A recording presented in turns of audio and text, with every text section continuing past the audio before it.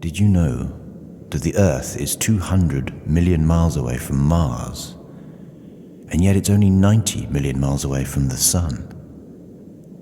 And we want to land on Mars. The Sun is a lot closer. It's much bigger too, and it's a damn sight warmer. We humans can be so stupid. It's food for thought. People of Earth, attention. What you're observing may well be the beginning of the end. You're twice as heavy as you were on Mars. Give me your widest beam. These things take over a man's mind. He becomes a robot. In my case, sir, the question is totally without meaning. Step into the future, a half-century from today. Is this the end of our civilization? The Martians can conquer the Earth in 6 days. The same number of days it took to create it. Klaatu, Barada, Nikto. We must remember those words.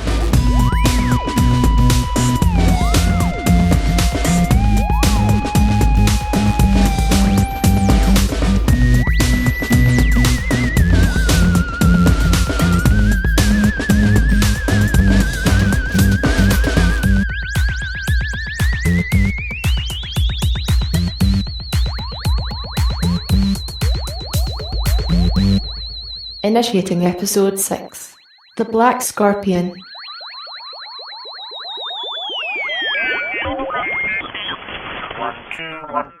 One, two.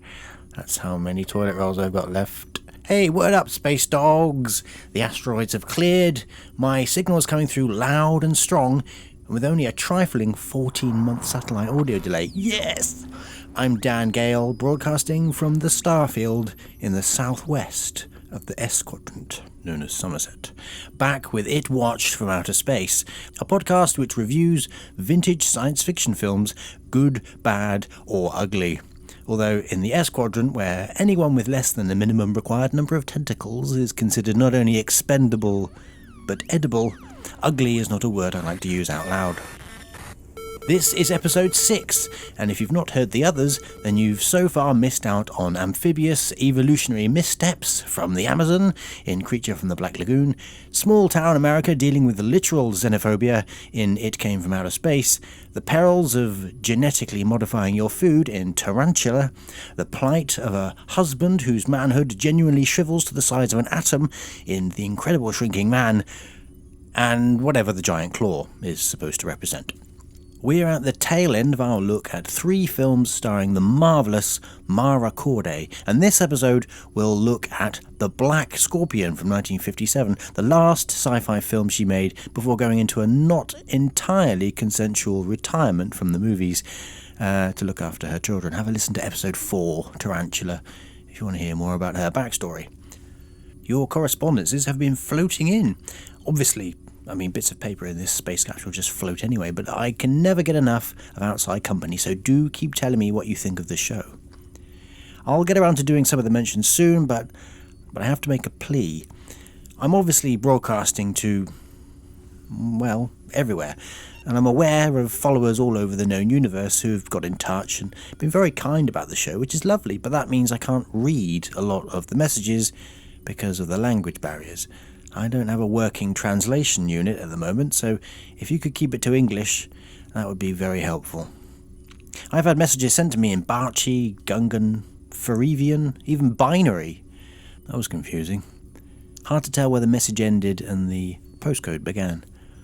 And don't get me started on the squeaking, spitting, hacking, guttural noises that I'm receiving from somewhere called Oop North. Oop North? No idea what that is. Sounds very grim. Please get in touch via Twitter at ItWatched, or send us a subspace message via our website itwatchedfromouterspace.com. You may notice there's a donate button on the website if you enjoy what you're hearing, but there is no obligation to use it. Everything goes on the upkeep of the show, and occasionally on filters for the oxygen unit of the space capsule I'm in. In fact, I got some microscopic alien spores stuck in the filters last week. Turns out they are little filtering units of their own. They turn oxygen into a very eggy methane gas, which turned this capsule into a travelling Dutch oven. Took me quite a while to figure out where that smell was coming from, I can tell you. and it's not like I can just roll down a window. In space, no one can hear you suffocate. Scientifically inaccurate and borderline amusing fart jokes aside, let's crack on with one of the bigger giant bug movies from our favourite era.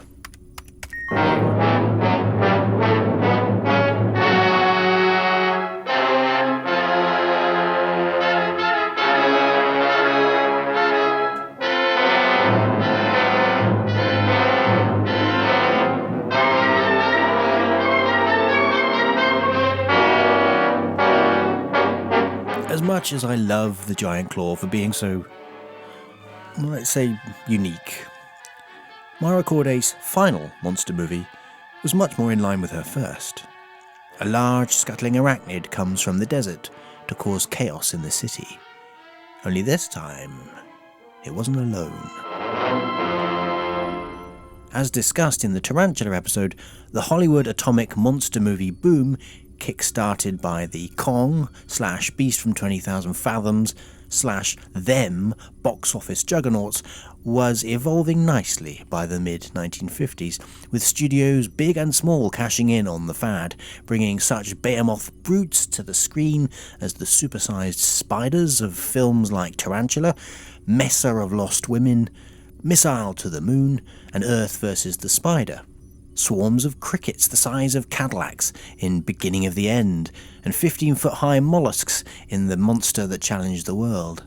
Later we saw The Fly, Attack of the Crab Monsters, the Giant Leeches, the Deadly Mantis, and the buzzing cow things that are supposed to be wasps in Monster from Green Hell. Also, The Strange World of Planet X, also known as Cosmic Monsters, pretty much had all of the above in one movie. Hollywood, then as now, was a town infested by sleazy film producers that were only a few DNA strands away from being cockroaches themselves. So it seemed just a matter of time before someone in Tinseltown thought to make a movie about enlarged scorpions, that's right.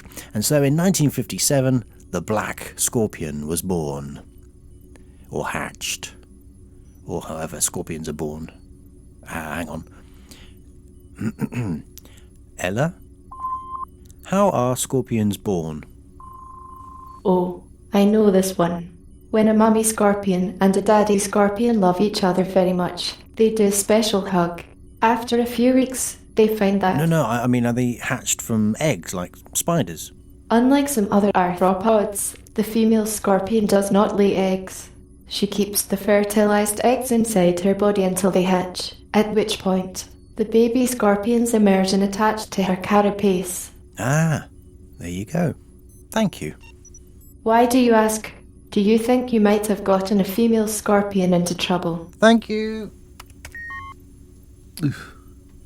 Although he hadn't been able to get many projects off the ground since King Kong back in 1933, the films that effects supervisor Willis O'Brien had worked on had done well. He helped win Mighty Joe Young an Oscar for its special effects in 1949. His fellow animators on that film included the young Ray Harryhausen, whose solo career as an animator was about to take off. Someone definitely on whom the gods of luck were shining their light.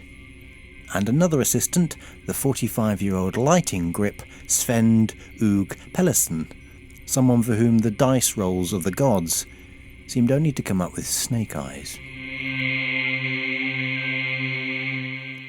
Working at RKO in the lighting department, Sven, a Danish ex-sailor, who found himself in America and who had anglicised his name to Pete Peterson in 1945, quickly became fascinated by the process of stop-motion animation, whilst working on the lighting for Mighty Joe Young. And when the animation started to fall behind schedule, Peterson got involved in the process himself. His small contribution towards the Oscar win was an amazingly steep and sudden career high, but everything seemed to go wrong for him from that moment on.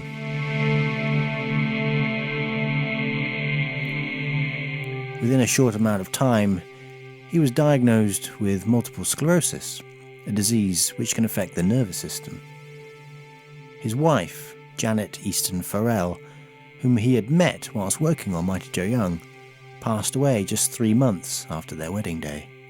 The budgets and schedules of the films on which he was later asked to work became smaller and smaller, continually compromising the epic visions both he and fellow animator Willis O'Brien had in mind, ideas that they were both more than capable of rendering with enough money. And to top it all, Peterson was diagnosed with kidney cancer at the end of the 1950s and died during surgery in early 1962, aged just 58. Whenever the greats of movie stop motion are mentioned, names like Willis O'Brien, Ray Harryhausen, Jim Danforth, Phil Tippett, David Allen, Randall Cook, George Powell, Wah Chang and Nick Park, Pete Peterson isn't a name that's often included, but he really ought to be.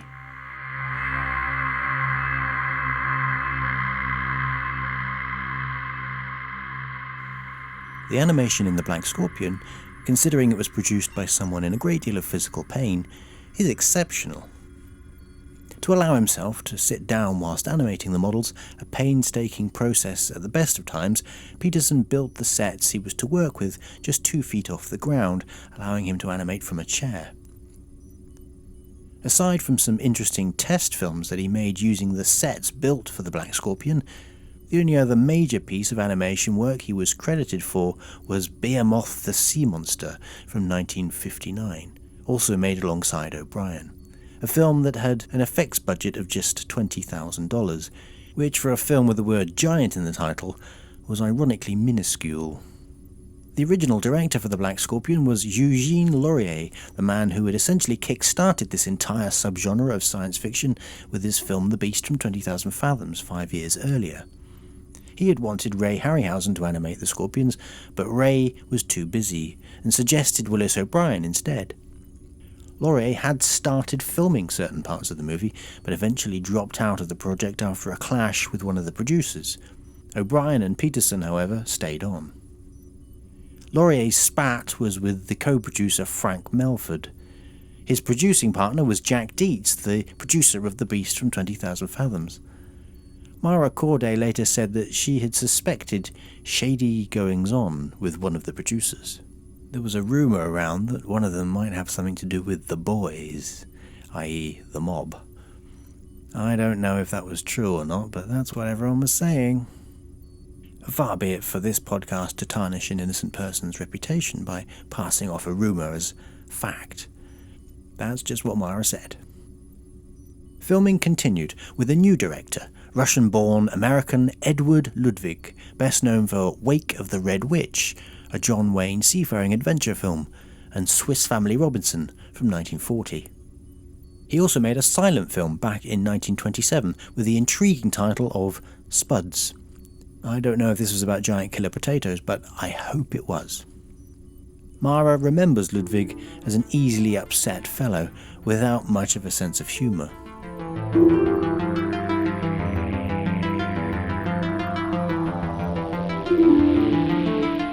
She told Tom Weaver he'd get mad at me because I wouldn't go straight to my dressing room after the scene, like the old stars did.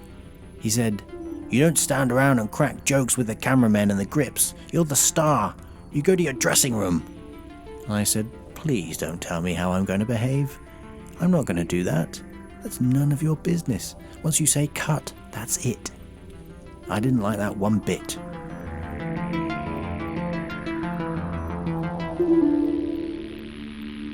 This film really does borrow heavily from Gordon Douglas's giant ant film, Them, from 1954. In both films, there are scenes set in the desert, with smashed-up homes and mysteriously eerie insect squeaking sounds being carried on the wind. In both films, a small child is found alive as the lone survivor among the ruins of a home.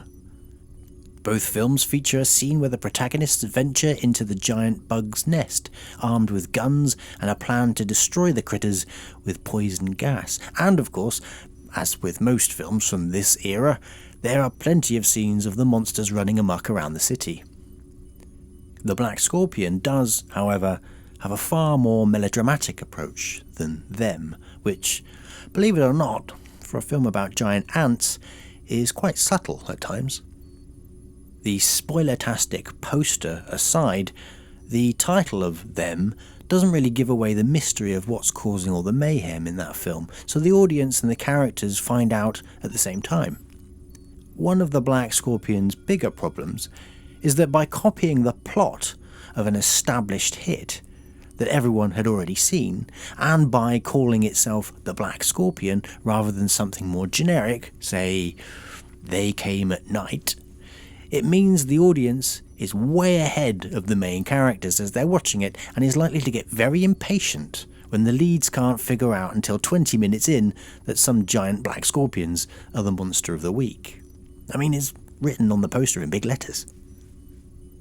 Whilst on that subject, it has to be said that the image used for the American poster of the Black Scorpion and the DVD and Blu-ray covers has to be some of the most underwhelming artwork ever produced for a 1950s monster movie. It's a huge close-up of a crudely painted, disembodied scorpion's face, with a wide half-moon-shaped mouth, lined with jagged teeth, one of which is a large sideways-growing fang, inexplicably bigger than all of the others, almost like an elephant's tusk. It has an almost comical, pop-eyed stare. It's as if it was drawn by someone who A, couldn't draw, B, had never seen a real scorpion before, and C, had been asked to replicate the monster having only seen a photograph of it for 5 seconds. In 1990, Henry Kramer, the editor of Color Collector's Guide, a magazine devoted to posters and lobby cards of our favourite genre of films, said that he thought the face on the poster of the Black Scorpion resembled a mean Froggy the Gremlin. Now, I had that quote in my head for many years before I bothered to find out who Froggy the Gremlin was. But look him up. He's not wrong. Anyway, this gripe aside, there's lots to be enjoyed in this film. The good thing too is it was a bit of a struggle to get it to the screen. There's an interesting non-love story concerning the two stars of this film. In a magazine in 1991, Richard Denning, who plays the lead scientist Dr. Hank Scott, said that during the location shooting in Mexico, Mara started to get very friendly. I'm down there over Thanksgiving, Christmas, New Year's, and she's getting more friendly all the time. And she was getting more and more attractive to me all the time. Now, I can't blame him for thinking this, but he was married at the time. Her then boyfriend Richard Long was with her, but in Denning's mind that didn't slow her down. That didn't seem to bother Mara, and I was getting less and less concerned about it. Finally, I called Evie and I told her, I think you better come down here. Why? She asked. She had the house project to work on and her mum was sick and everything. And I said, well, there's a girl on the show and I'm afraid something's gonna happen. I'll be right down, she said. A few years later, having read that article, Mara responded by telling author Tom Weaver he had the nerve to say that I was coming on to him during the filming of that film. Well, anyone who knows me and knows the way I am will know that that's not my style, even if I was attracted to him, which I was not. Not in that way. I had great respect for him and his wife, Evelyn Ankers, who finally did come down there. A gorgeous woman. In fact, Richard Long came down and he proposed to me there. I adored him. I thought he was a fun guy, wonderful, professional, and very easy to work with. I have no idea why he said what he did. I think we had one love scene, and even then it was just a quick kiss. Denning's romantic flames were similarly doused when his wife eventually arrived on location. So she comes down, and after all these weeks away from her, I'm ready, if you know what I mean. But first we go out to dinner. Evie loves oysters, and of course in Mexico they're cheap, so we had about 12 oysters, filet mignon, champagne, the whole bit. Now we're ready to go back to the hotel and make up for lost time. I put my arms around her, and suddenly she says, "Excuse me," and runs off. Well, she was sick in bed for 4 days. I myself wound up with intestinal amoeba, dysentery, and hepatitis, all from the Black Scorpion. It's okay, folks, it sounds bad, but hepatitis just means liver damage. As if that's somehow okay. He did get sick, said Mara, because he wouldn't listen. My stand-in said, don't eat anything unless you put lemon on it, and you couldn't drink the water. Well, I don't think he listened. Poor old Richard Denning and his erection and his loose bowels.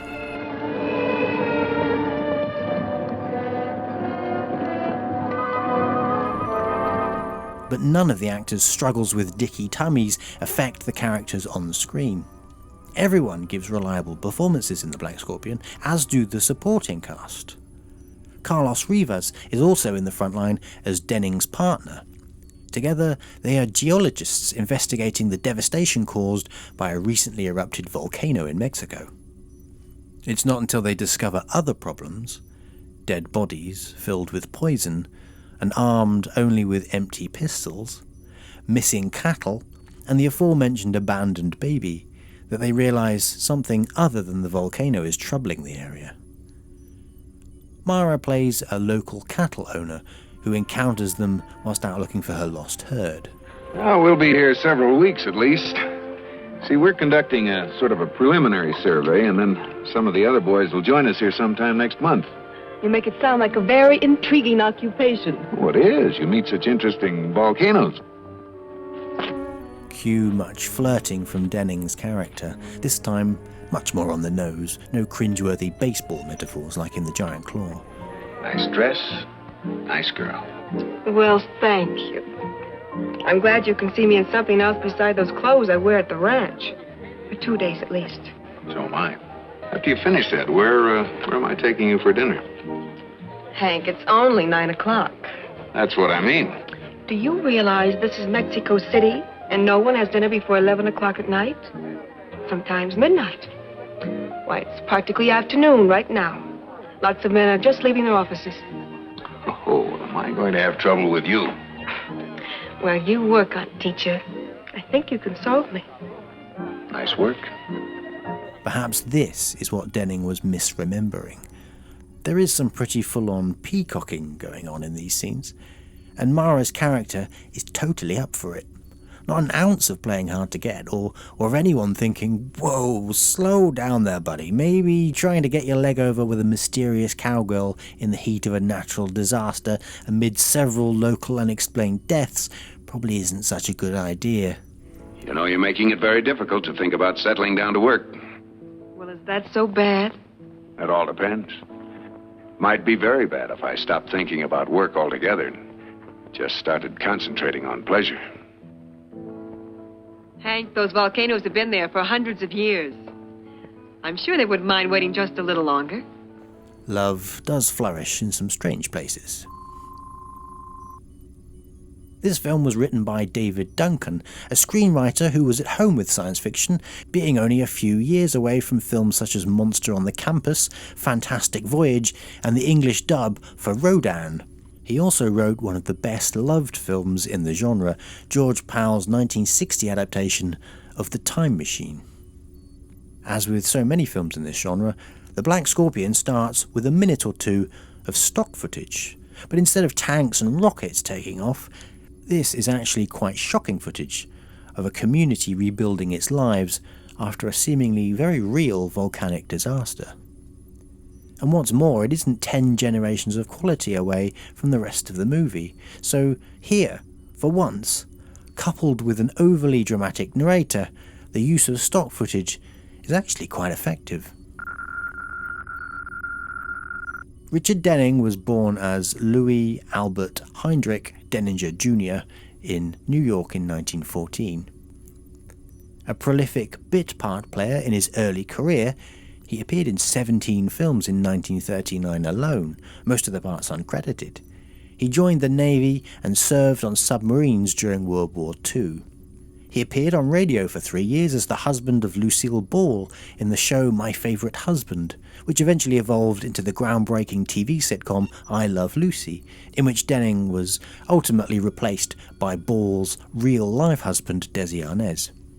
Although he was in over 100 movies and was a presence on television, he was in Hawaii Five-0, which ran for 12 years, radio, and as a narrator, Denning will perhaps always be remembered by us sci-fi geeks for his roles in Creature from the Black Lagoon, Target Earth, Day the World Ended, Creature with the Atom Brain, and Unknown Island, as well as The Black Scorpion. He was married as mentioned before, to actress Evelyn Ankers, who had made a niche career herself in the Universal horror movies of the 1940s, where she always seemed to be cast opposite Lon Chaney Jr., someone she had little time for off-screen. You can check out her films such as The Wolfman, The Ghost of Frankenstein, Son of Dracula, The Mad Ghoul, Captive Wild Woman, Jungle Woman, Weird Woman, The Invisible Man's Revenge, and The Frozen Ghost. Between the two of them, the Dennings carved quite a sizable chunk into Hollywood's genre movie output of the 1940s and 50s.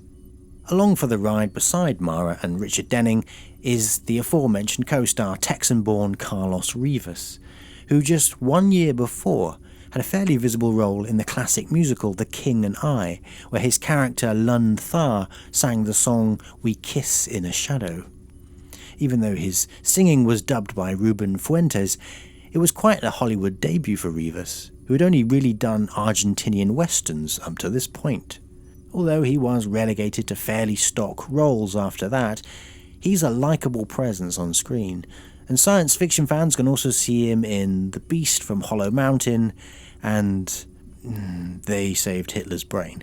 A slight step backwards from the quality of this particular film, sure, but he can proudly boast that 12 years after The Black Scorpion, he appeared in the Oscar-winning True Grit opposite John Wayne, and in Alfred Hitchcock's Topaz.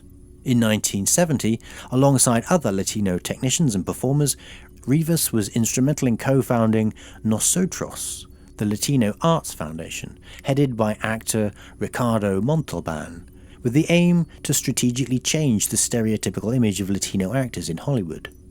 He was, I think you'll find, the dictionary definition of a dude. The music is by Paul Sawtell, who also worked on Mara's Tarzan film, Tarzan and the She-Devils. Whilst nothing spectacular, it's perfectly bombastic and exactly what you'd want and expect from a film made in 1957 about giant scorpions. About 5 minutes into the movie, we get to hear the overly dramatic narrator again from the start, but this time, he's not narrating. He's the voice of a local police chief on the other end of a car radio. Hello? Hello? We only found Sergeant Vega and the baby. I have that, Professor. Right. You said Vega's revolver had all chambers fired. Yes, all. And what? We wish we knew too. Thank you again. The emergency unit will be in San Lorenzo tomorrow. Right. That's all. He sounds quite out of place speaking dialogue from police headquarters with such heightened urgency. And wouldn't you know it, the same voice crops up again later in the film as a radio announcer. We interrupt this program to bring you a news bulletin. The express train from Monterrey has been derailed outside of Mexico City. Early reports indicate an appalling loss of life. He was also the generic voice of authority, used several times throughout the film, giving exposition to panicking people in the streets over the loudspeakers that were set up by the army. Attention! Attention! The city is under martial law. All inhabitants living north of Tacubaya and west of Guadalupe are ordered to leave their homes. And if that's not enough, he was even used to narrate the film's trailer. Produced on a scale never achieved before by any science fiction picture. Thousands in the cast. They definitely got their money's worth out of this guy. The film's narrator, the trailer's narrator, the police chief's voice, and the voice of the radio announcer all belong to actor Bob Johnson. He's probably best remembered as the voice on the tape recordings giving Jim Phelps his orders at the start of each episode of Mission Impossible. He also supplied the vocal sounds for several monstrous nasties in the fantastic American science fiction TV show The Outer Limits in 1963. I'm not usually someone who bothers with subtitles on a Blu-ray or DVD if the film is in a language I can already understand, but it is useful sometimes to decipher a garbled line of dialogue. It's a bit odd to note that all the subtitles on the Warner Brothers region-free Blu-ray of The Black Scorpion are all in capital letters. In online etiquette, typing in capitals equates to shouting, which works well for "Eek, look out, a giant scorpion!" But it doesn't work so well for "What's a nice cowgirl like you doing in a volcano like this?" Another oddity for this Blu-ray is that whilst most shots look really crisp and clear, one or two shots are clearly out of focus. Shots of people in cars filmed from the front will have the people in the front seats in focus, yet the person in the back seat will be slightly soft. Which would be fine if the footage that they're projecting behind them was also slightly blurry, but here it's all pin sharp. This oddity looks like it was in the original film, and it's not exclusive to this Blu-ray. For the most part though, it looks lovely, and the sound is wonderful. The framing is pleasing, more so than the open matte 4x3 DVD release from about 2001, and it fills the TV screen nicely.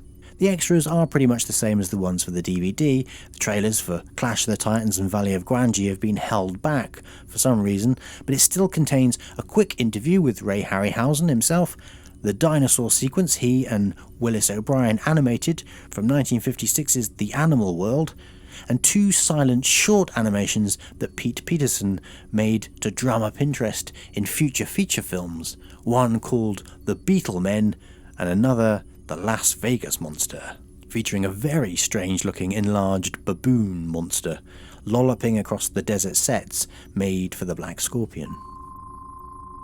I first saw this film back in 1991 when it was one of the very first films shown on the Movie Channel, which was the main subscription film channel for BSB, British Satellite Broadcasting. Remember the square reel? It didn't last long, and the service was soon snapped up by Rupert Murdoch's Sky TV, as so many other companies have been since. I had a friend at school, Jason Lancaster, who was affectionately known to us idiot schoolboys as Jason Wankfaster, whose parents had BSB, and I asked him to record it for me, as well as King Kong Lives. His mum cut the credits off that film, but I'm over it. I was just starting to hungrily lap up any films that I could find with stop-motion monsters in them. Yes, even The Beast from Hollow Mountain. And I treasured that VHS that Jason recorded for 15 years, until the DVD came out. The Black Scorpion was a pretty hard film to find in the UK, and it had never had any screening on any other TV channel during my childhood, to my knowledge. So, thank you, and hello to Jason Lancaster.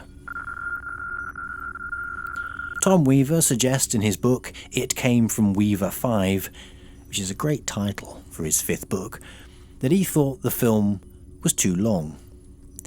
It's only 88 minutes, and you can't really often complain that a film in this genre can give you too much value for money, but he does have a slight point. There are certain effects shots of scuttling scorpions that have been repeated several times throughout the film. Sometimes they flip the film horizontally to make it look slightly different. Other times, 2 cameras were used during the animation to film the model from different angles, giving you twice as much footage. A trick Peterson and O'Brien did again with the giant behemoth. However, not all of these repeated shots were necessary, fun as they are, and the film would have benefited by just getting on with the story. About 50 minutes into the film, Denning and Rivas are lowered via a cage on a crane into a dark crevasse that's opened up at the foot of the volcano, which turns out to be the very nest from which the scorpions have sprung. Not just scorpions either. Huge worms with pincers, and a horridly chuckling, hooting trapdoor spider the size of a hatchback, which chases our heroes around the cave floor. It's certainly a highlight of the film, but blimey, it does go on a bit. It's not helped by all those repeated shots of scorpions swarming over the same rock again and again. A good 60 seconds could probably have been lost here without the viewer losing any story value. And remember, in 1957, this is all time you could be gaining with your hand down your girlfriend's blouse at make-out point.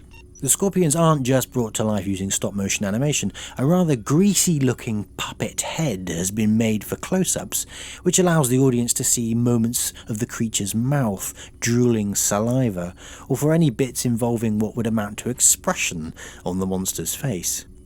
This puppet seems to be what that piss-poor poster design was based upon, and although it is quite cool-looking, it doesn't resemble either an actual scorpion or the smaller animated figures it's meant to represent in the slightest. and the shots in which it appears jar rather awkwardly with the animation. It is striking looking, but it does outstay its welcome. Other movies to feature huge stop-motion scorpions include Ray Harryhausen's Clash of the Titans in 1981, his final feature film as animator, and the incredible ant versus scorpion scenes in 1989's Honey, I Shrunk the Kids. The 2010 remake of Clash of the Titans also features plenty of giant scorpion action, but there's a disappointing air of disinterest about most of the film. Because anything can be achieved using computer-generated imagery, it's not all that fascinating anymore. Whatever you think of this film, it is more intriguing to imagine that all the effects for the Black Scorpion were handcrafted by two guys in a tiny studio, rather than an army of people tapping away on keyboards. An interesting film.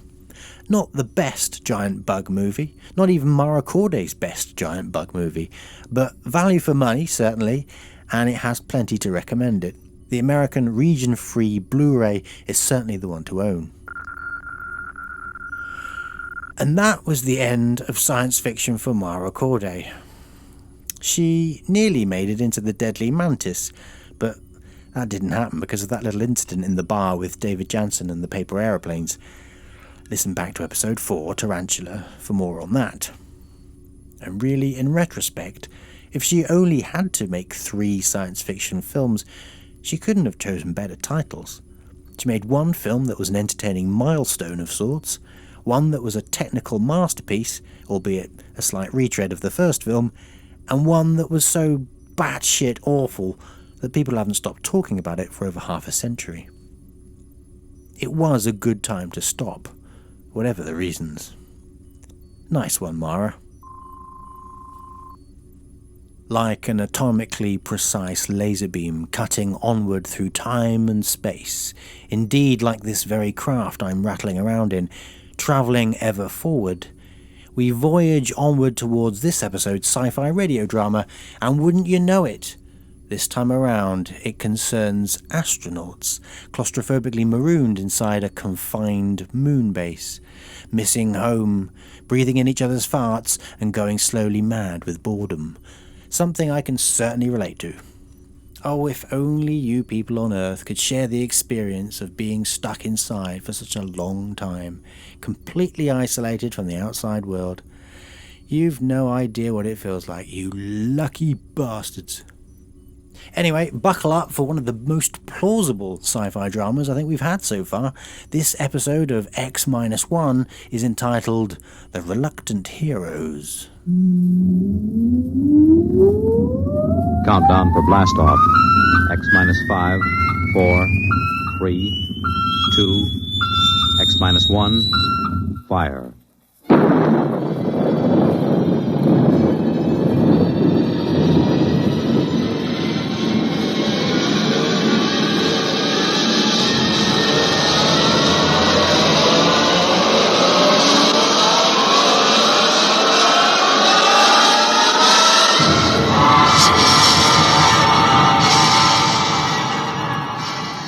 From the far horizons of the unknown come tales of new dimensions in time and space.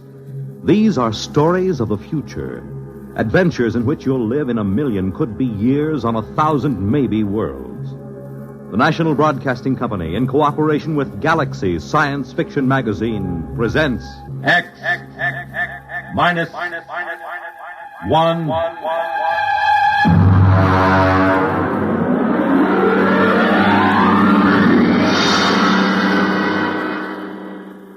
Tonight, The Reluctant Heroes by Frank M. Robinson.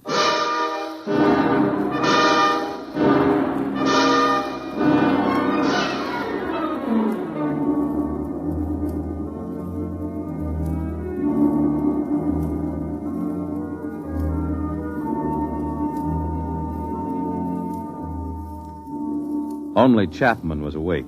The others sprawled on bunks 20 inches wide with clearance of 24 inches between layers. They breathed heavily, taking in air that had been breathed for 18 months, subject to certain modifications to remove carbon dioxide and replenish oxygen by the catalytic action of the Harcourt King unit on silicon dioxide.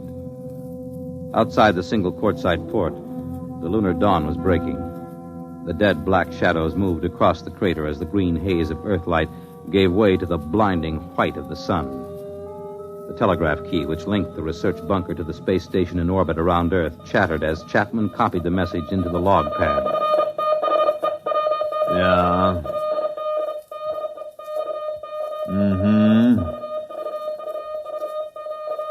Yeah. In a pig's eye. Miserable, no good. What do they want? They want me to stay till the next relief ship lands. Go back to sleep. It's my turn for breakfast. You gonna stay? Sure, 3 years on the moon, they figure I'll be glad to stay for more. Just raise my salary or give me a bonus. Every man has his price. Mm-hmm. They probably figure I like it here. Chapman, you found a home here on the moon. Sure. Canned coffee, canned beans, canned pills, and canned air till your insides feel like they're plated with tin. The little scientific home of tomorrow. 10 steps in any direction. A charming place where you can't take a shower, you can't brush your teeth, and your insides don't even work right. Why did you tell him? No. You kept it short. Check the oxy cycle before you turn on the stove. What's the matter? You sore or something, Chapman? Why shouldn't I be? All I'm trying to do is get a good man to stay on a job a while longer. Well, they got a fat chance. They figure you found a home here, right, Dole? Why don't you guys shut up till morning? Some of us have to stay here, you know. Some of us aren't going back today. All right. You might as well get up and get a day's work today before the relief rockets do. I got the coffee ready. Coffee? Been in a can so long I can taste the glue on the label.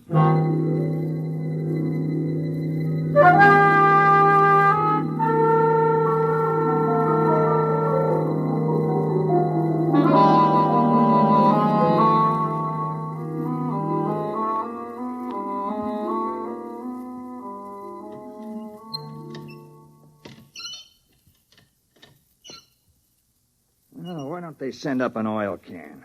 These elbow joints make me feel like the Tin Woodman in The Wizard of Oz. You can't lubricate vacuum seal joinings. Let it squeak. At least it doesn't leak air. Get that back, that Doug, for me, will you, Donnelly? Lean over, you fat slob. You put on 3 more pounds, you won't get off the moon. You won't get through the airlock. Yeah. Hey, chap, do you think we ought to radio the space station and see if they've left there yet? I talked to them on the last call. The relief ship left 12 hours ago. They should get here in about 6.5 hours. Chap, you know what I'm thinking? You've been here twice as long as the rest of us. What's the first thing you're going to do once you get back? I don't know. I guess I was trying not to think about that. I haven't been here 3 years like you have, but I've got plans. What are you going to do? Well, I'm going to rent a room in a Hotel Astor over Times Square and just sit at the window and watch the people on the street. And I think I'll see somebody. What somebody? Oh, just somebody. What are you going to do, Donnelly? Well, I'm going to do something practical. First of all, I'm going to turn over my geological samples to the government. Then I'm going to sell my life story to the movies. And I think I'll get drunk. How about you, Julius? Well, first, I'll get rid of my allocations to the expedition. And then I think I'll go home and see my wife. Then I'll take off my spacesuit. I thought all members of the groups were supposed to be single. They are, and I can see the reasons for it, but who could pass up the money the commission was paying? If I had to do it all over again, me. Hand me a fishbowl. You know, chap, it won't seem like the same old moon without you on it. Like they say in the Army, you never had it so good. You found a home here. All right, button up. And remember to check your suits for leaks and check the valves of your oxygen tanks. I've gone out at least 500 times. You've checked me every time. And I'd check you 500 more. It only takes one mistake. And watch out for blisters under the pumice crust. You go through one of those, and that's it, brother. Okay, I'll check. Klein, I never knew you were married. There wasn't much sense in talking about it. You just get to thinking, and there's nothing you can do about it. If you talk about it, it just makes it worse. She let you go without any fuss, No, she didn't make any fuss. I don't think she'd like to see me go either. At least I hope she didn't. You got a girl back home? Yes. No, you never mentioned that either. For the same reason you didn't mention your wife. You get to thinking about it. You got to get married when you get back? Yeah. Hurry up, will you, Klein? I'm sweating. Somebody ought to build in underarm sprays and spacesuits. Chap, why does somebody have to stay here for stopover? Lots of reasons. You can't get a whole relief crew and let them take over cold. They have to know where things are, how things work, what to watch out for. Then, because you've been here for a year and a half and you know the ropes, you have to watch them to see that they stay alive in spite of themselves. Why was it you on the first trip? You're not a scientist. No, I was the pilot on the first ship. When it occurred to us that someone was going to have to stay over, I volunteered. I thought the others were so important that it was better they take their samples and data back to Earth when the first relief ship came. You wouldn't do it again, though, would you? No. You think Dole will do as good a job as you did? He volunteered. Yeah, he volunteered because he thought it would make him look like a hero. I've lost 3 years up here, and I don't intend to lose any more. Okay. Check your valve. All right, check.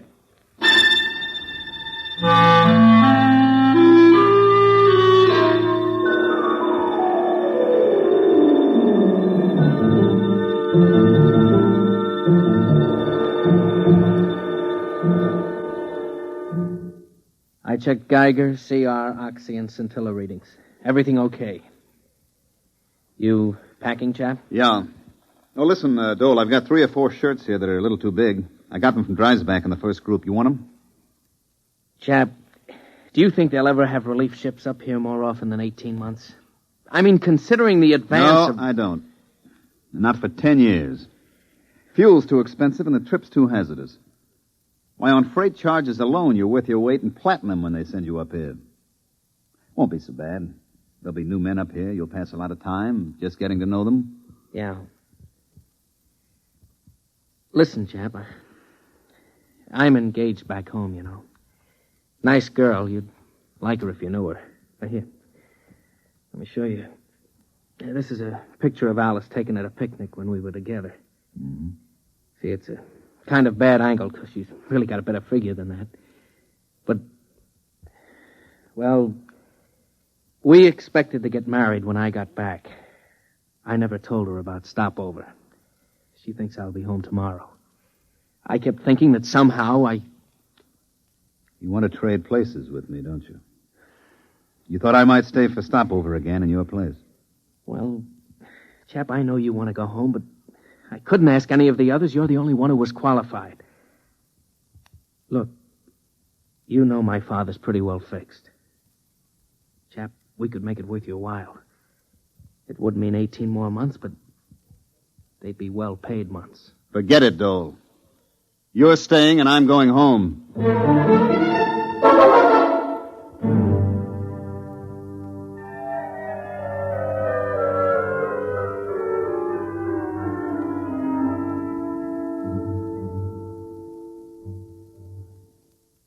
Klein. Hey, Klein. Yo. Where are you? About 10 yards off the trail. Well, come out of the shadow. I've got a meter jammed over here. You know the regulations. Chapman will kick like a steer. Keep in sight at all times. I'll only be a minute. I've got a short circuit in my instrument. Time for 10-minute check. I've got my hands full. My valves are all right. I know it. You know it. But the book says valve and leak check every 10 minutes. Hey. Come out. What? You see a flash? Where? Past Camel's Hump. There. What is that, Northern Lights? No, come over here, you fat geologist. Oh, what's the matter with you? That's the relief rocket. Come on. Hey, where you going? I'm going over to the ship. Breathe some air that's a little less used. You think we ought to? Chapman said to stay. Forget Chapman. We're going home. I want to see that beautiful ship. Come on. Well, how about the 10-minute check? Just a formality. Forget it. This is Christmas and 4th of July roll into one. Okay, let's go. I can just taste some clean, fresh air. We gotta see it when we top the hump. Well, maybe we better check. Wait a minute. I'll swing my gauge up. Donnelly. Yeah? How long have we been out? Oh, about a half hour. Yeah? Well, look at your gauge. Well, what do you want? Oh. If we'd started for the rocket, we never would have made it. We would have strangled halfway down the hump. Come on, we better get back to the bunker.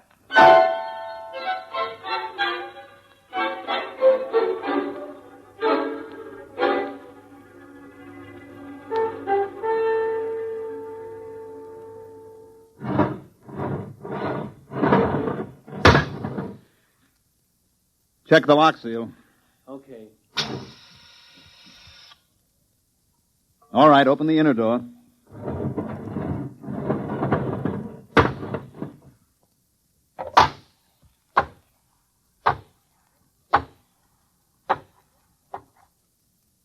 Close the lock.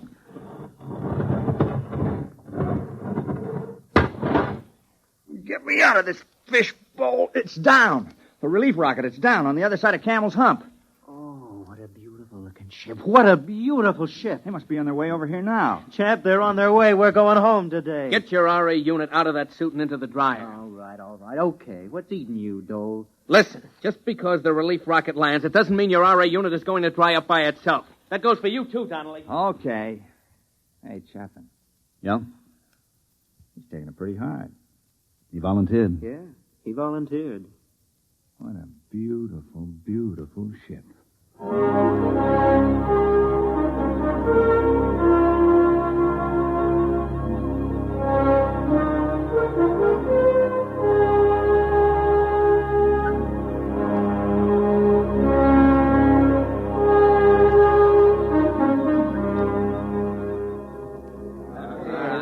Hey, listen, what happened to Pittsburgh in the series? That's all I want to know. Yeah, Washington clobbering. Halstead's still teaching at the university. Who took over a seminar at the A's? Hey, look what we got here. Chap, come here. What's the matter? Hey, look what this one's got, a box. Yeah? Look inside, dirt. Ordinary dirt with grass.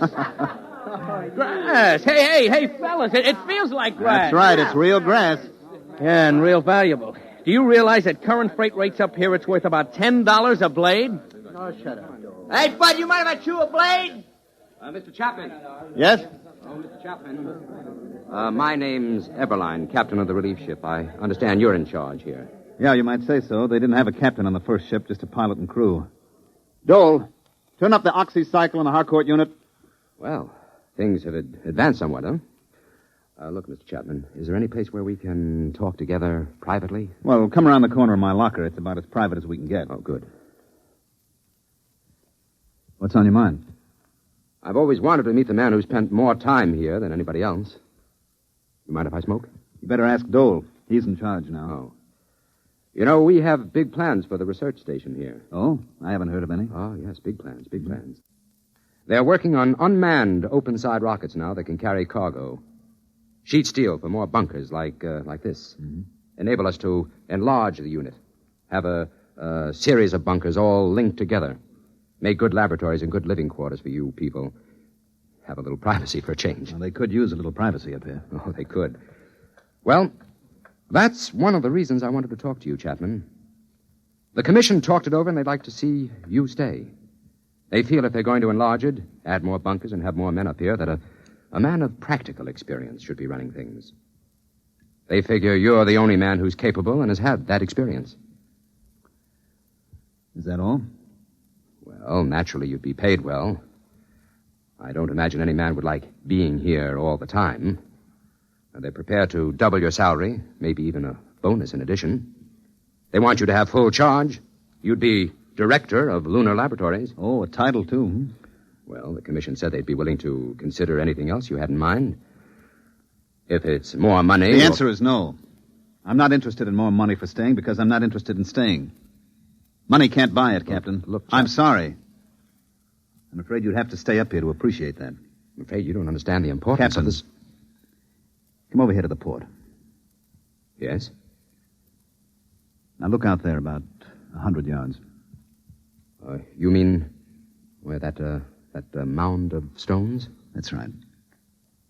We made that cross out of condensed milk cans slid over iron bars. When you get out there, you can still see the footprints in the pumice where we gathered around. It's more than 18 months ago, but there's been no wind to wear those tracks away. They'll be there forever. Oh, I see. Well, who was it? Dreisbach? Or Dixon? Dixon. We never got Dreisbach out of the crevasse in Tycho. What happened? You want to know? I can give it to you in detail. Sit down and listen. Well, what do you mean? Just wait a minute and I'll show you. Why? What is it? Regulations. When someone goes out alone, we have to monitor his radio, tape recorded. We had the recorder open when Dixon went out. I want you to hear it. Well, all right. Got the tape right here. It's taken me a minute to thread it up.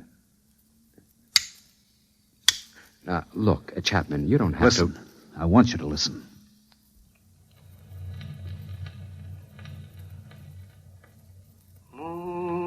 Moon, great big silvery moon, won't you please shine down on me, moon, moon. Regulations. He had to keep saying something so we know he was all right.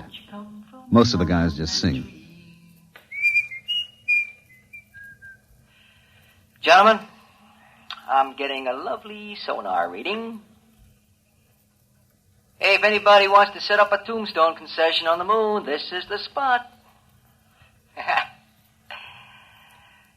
Lovely marble, granite, and rock suitable for lobbies here. It's that old devil moon that... He should have been making a 10-minute check on his oxygen level. He was a good kid, all wrapped up in science. Being on the moon was the opportunity of a lifetime. He thought so much about it that he forgot a lot of little things, like how to stay alive. This was the day before the second group came. All right, gentlemen. I have 3 or 4 more readings to take, and I'll be right in. I'm doing fine. Fine. Little stuffy. It's almost as if... Hey, somebody get a fix on me, huh? How far am I from the bunker? Must have sprung a leak. When... Hey, when did I take the last 10-minute check? How far am I? It's down to 22. We took a fix. He was a half hour out. I can't He couldn't get the make valve that. closed. Listen, you gotta come out and get me. You gotta come out and get me. It's down to 22. Is somebody listening back there? Hey, is somebody listening? I figure I've got 10 minutes. Just 10 minutes. Listen, you can make it in 10 minutes. I'll meet you towards Campbell's Hump. I'll start now. Come and get me, you hear? Come and get me. Chapman? Are you listening, Chapman? Can you hear me? I'm running. Campbell's Hump. Hot. The heat. The RA unit's overloading. Can't dry it up. Gotta run.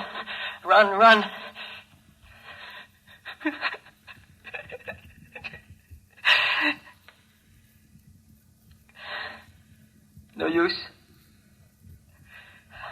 I can't run. The unit heats up. Gauge is down to 15. I can't make it. I'm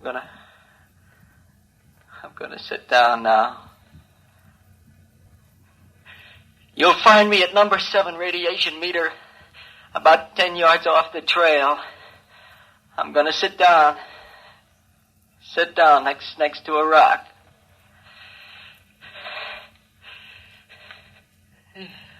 Getting dizzy.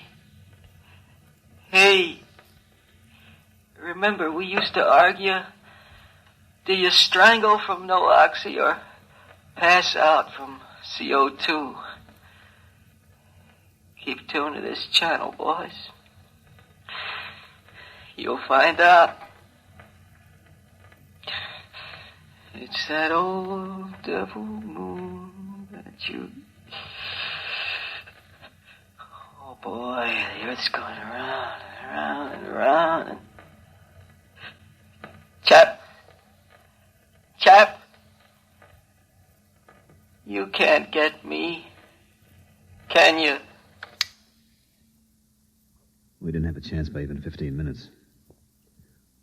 We didn't even go out. There wasn't any sense to it. Well, did you record after that? Yeah, it's on the tape, but you don't want to hear it. We've never played it back. That's why we want you to stay, Chapman. We don't want any more like Dixon. You don't get the point, Captain. I don't want to be the next Dixon. I'm going home now. But you're... Bob Dole is staying for stopover. If there's something important about the project or any changes, you better tell him before you go.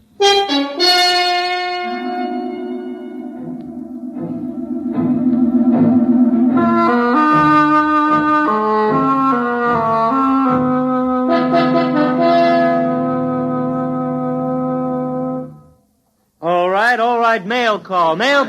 Chap, here's one for you. Donnelly. Yo. Dole. Donnelly. Yo. Klein. Dole. Donnelly. Yeah. Oh, boy, did I miss an opportunity. I could have had a year's subscription to the Ladies' Home Journal combined with the American Farmer, all for half price. All right, men, all right.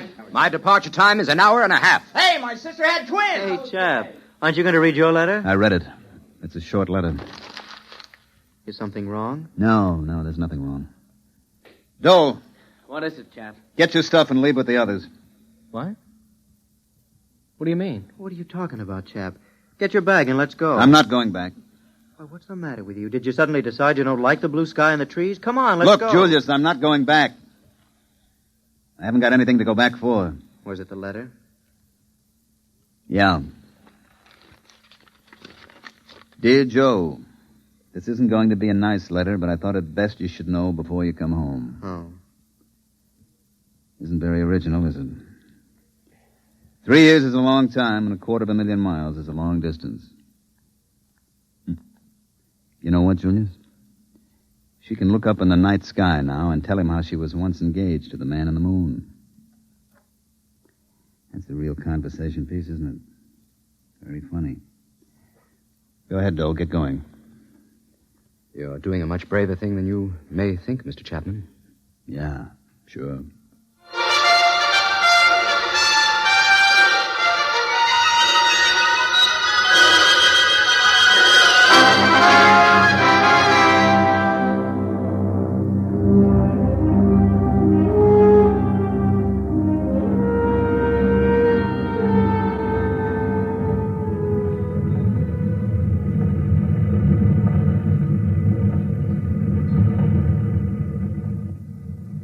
You like the looks of the moon going away from it, Mr. Dole? It looks a lot better this way. I suppose you'll be glad to get home. I'd rather not talk about it. They were kidding Chapman this morning. They said he found a home on the moon. If we'd stayed an hour or so more, he might have changed his mind and left after all. I'd offered him money. I didn't want to stay for stopover. I was a coward, and I offered him money to stay in my place. Well, we're all cowards once in a while. But your offer of money had nothing to do with his staying. He stayed because he had to stay. Because we made him stay. I don't understand. Chapman had a lot to go home for. He was engaged to be married. I know.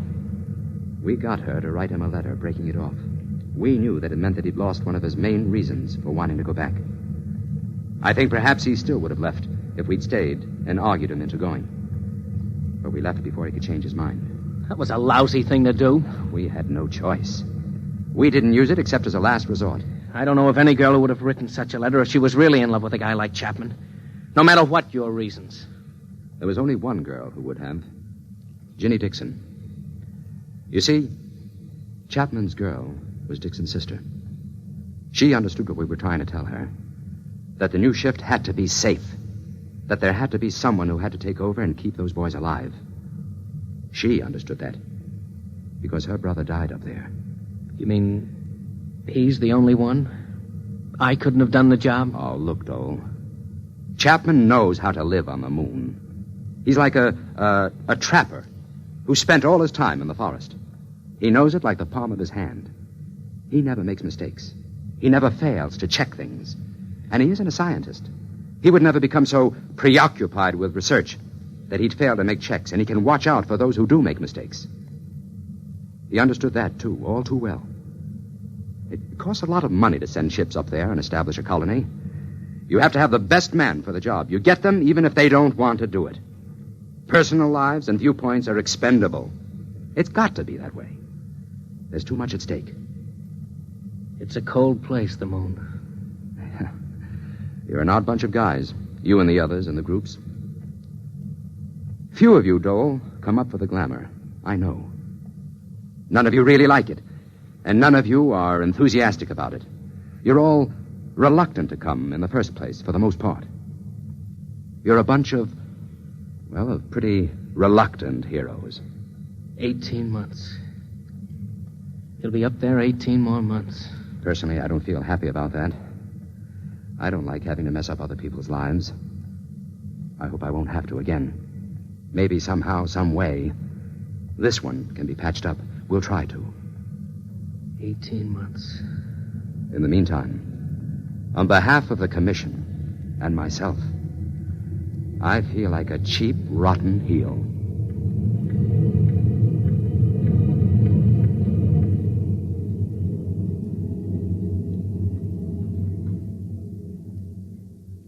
You have just heard X-1, presented by the National Broadcasting Company in cooperation with Galaxy Science Fiction Magazine.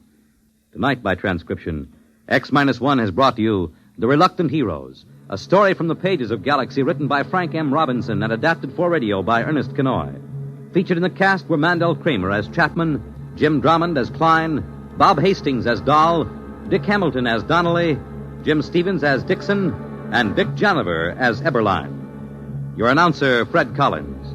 X-1 was directed by Daniel Sutter and is an NBC Radio Network production.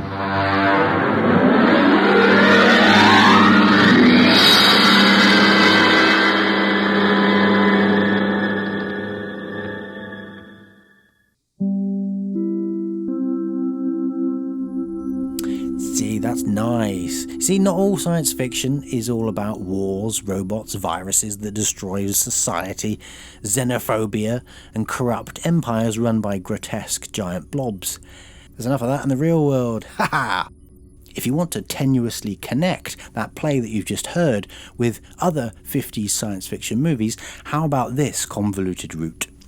The writer of that original story, Frank M. Robinson, wrote it whilst in the Navy, serving in Korea. And you can definitely hear his longing to go back to normal life. Later on, he wrote the novel The Power, which was filmed in 1968, directed by Byron Haskin, who also did War of the Worlds and Robinson Crusoe on Mars, and which was the penultimate production of George Pal, a name you'll undoubtedly know from Conquest of Space, When Worlds Collide, War of the Worlds, and The Time Machine. Not enough? Okay, well, once he returned from the Navy, Robinson then co-wrote the 1974 novel The Glass Inferno with Thomas N. Scotia, which, combined with Richard Martin Stern's book The Tower from the previous year, became the basis for the mega-hit disaster movie The Towering Inferno, which was produced by Irwin Allen, another name that you'll definitely have heard from credits like The Lost World from 1960, Voyage to the Bottom of the Sea, TV shows like The Time Tunnel, Land of the Giants, Lost in Space. Oh, and we've come back to being lost in space again. Just as I'd forgotten. Thanks. Anyway, no, genuinely, thanks for listening. I hope you can seek out The Black Scorpion. It's a decent little film. And thank you to Mara Corday for being our guest subject matter for the last few films. We'll be back again soon with another subject matter for you to dive into. What it will be, well, only time will tell, as these are all randomly assigned by my onboard computer, and who knows what she's thinking. Join me for the next episode and we'll discover out what it is together, if I'm still alive to record it. And if you're still alive to listen to it. Take care. Bye.